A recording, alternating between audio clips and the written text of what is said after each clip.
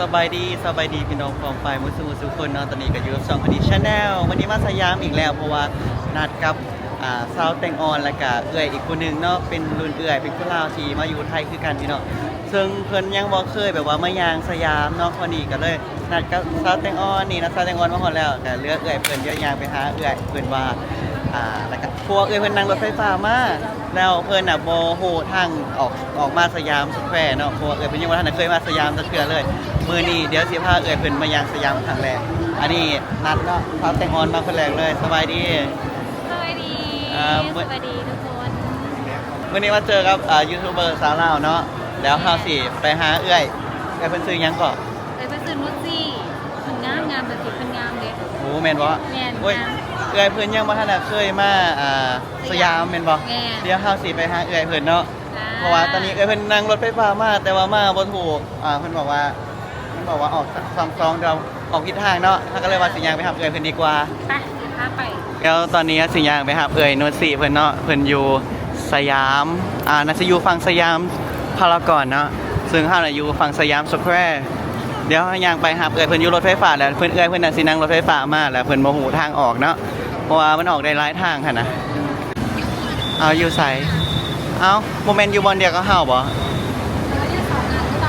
อ๋ออยู่ฝั่งนู้น เห็นบ่ฝั่งนี้เห็นบ่ เดี๋ยวจะมาแล้วเดี๋ยวยังไปหา ทุกคนเอื้อยเพิ่นมาสยามครั้งแรกเนาะก็เลยแบบว่าลงทางก็เลยมีการโทรนะฮะเอื้อยเพิ่น ตลกอ่ะเอ็นดูนะเอ็นดูเอื้อยเพิ่นย่างมาฮอดแล้วเอื้อยเพิ่นสินะอยู่แถวนี้แหละอยู่ฝั่งนะฝั่งนี้ เอ็นดูเนาะมาสยามครั้งแรกแบบ มาสยามอยู่ไสล่ะนี่ไงสบายดี สบายดีวันนี้แต่งตัวไม่ได้ มาเจอกันไปแล้วสบายดีสบายดี ลงอ่ะย่างมาแล้วเขาบอกว่ามาประตูสองย่างมาขับอ่ะอ้าวกับประตูสองกันแยกไม่ได้ไหนเลยวันนี้ เอ็นดูโอ้ยตัวจริงงามแห้ง ก็เป็นเสื้อลอยกัน โอ้เบิ่งการแต่งตัวซาร่ามาอย่างสยามครั้งแรกวะนี่ แม่ ครั้งแรกเลยป่ะ ครั้งแรกเลย โอ้ปะได้ยีตัวเอื้อยเพื่อนเนาะไปให้ยืนถามมาโดนเพราะว่าเมื่อกี้เป็นยังก็คือโดน เดินสัมภาษณ์เอาแม่พ่ออยากโดนเหมือนกัน ปะไปเลยได้ไปโดนสัมผัสกันปะ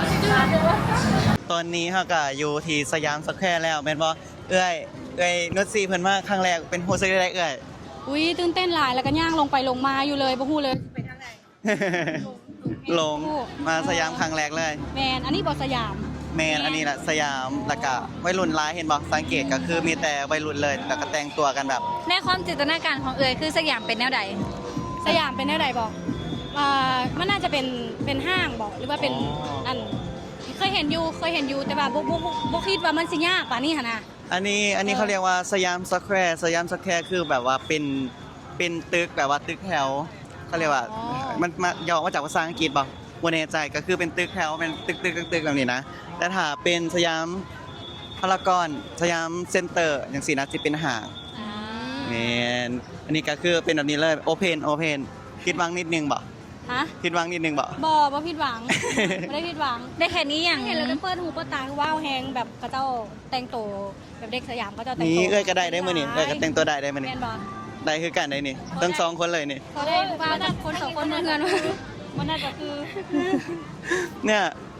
แต่งตัวได้ทั้งสองคนเลยเหมาะกับเด็กสยามเลยนี่ เฮ้ยเราอยากยืดไกลเพื่อเอ่ยเรานะเอ่ยเราค่ะ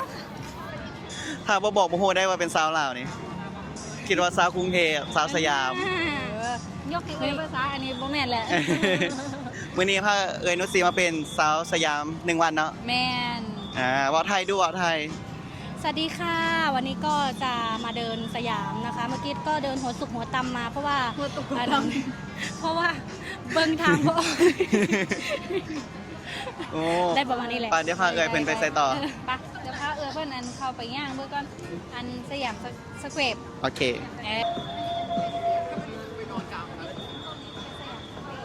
แมนตอนนี้เดี๋ยวกำลังพา พี่นุชสีกับสาวแตงอ่อนเนาะมายังสยามครั้งแรกเลยโอ้ฮะ ก็พอดีอันนี้เขาเรียกสยามสแควร์วันหรือว่าสยาม อันนี้เรียกสยามสแควร์อันที่ว่าห้างยางอยู่ข้างในเอิญว่าสยามสแควร์วันแล้วก็บอลที่ว่าเอิญเพิ่นไปยืนหากับสยามเซ็นเตอร์ อ๋อสยาม แล้วก็สยามพารากอน เสียดายเรื่องฟังนั้นเพราะว่ามันจะมีสยามสยามพารากอนเนาะ นี่แล้วตอนนี้กับเสียผ้าเอิญนุชสีเพิ่นขึ้นไปข้างบนตึกสยามสแควร์เนาะทุกคนอยู่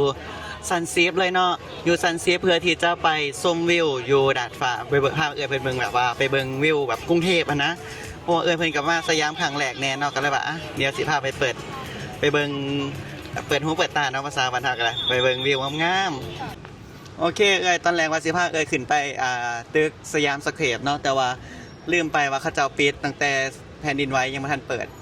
แม่นมือก่อนกับผ้าร้านมาว่าสิผ้าร้านขึ้นไปชมวิวคือกันวิวงาม เพราะว่าขึ้นไปข้างบนฟรี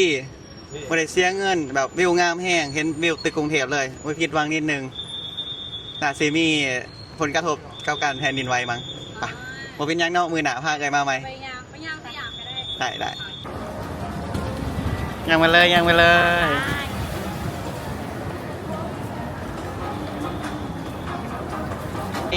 ตอนนี้พาสาวแตงอ่อนและกะเอิญนุสีมากินผัดไทยประตูผี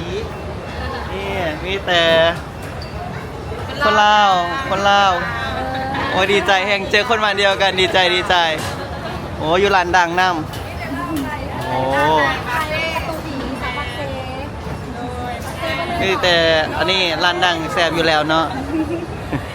ก็นี่ไงก็คิดเลยว่ามาสยามนี่สิเจอคนลาวเหมือนกัน แมนถูกอบรมมาอย่างดีเนาะมารยาทดีแห้ง ไปคลองยูหานตอนนี้ก็พากันมานั่งกินข้าวอยู่เอิญว่าเอิญยังก็ซุนอาหารนะครับเอิญยังก็ฟุตคอร์ดเออ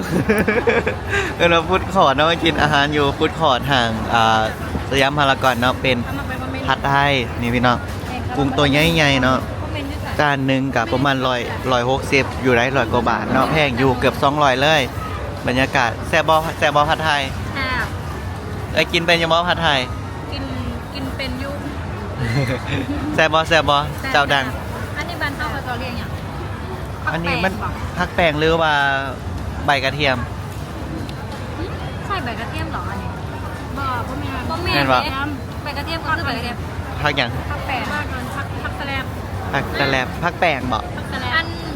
อันนี้เป็นซ้ำเหนืออันนี้ภาษาสอนในเขตอย่างผักแปงอุ้ยได้คอนเทนต์แล้วติ๊กต็อก สวีทดีคอนเทนต์เหลือเกิน ไม่ติดคอนเทนต์มันไม่ได้คอนเทนต์ แพงบ่อาหารมื้อนี้แพงบ่ของเจ้าจานของเจ้าเท่าใด ไปบ้าภาษาซ้ำเหนือกับภาษาลาว จักบาท 169 บาท 169 169เหมือนกัน คือกันเลย โอ้ถ้าเป็นเงินกีบประมาณโอ้เกือบ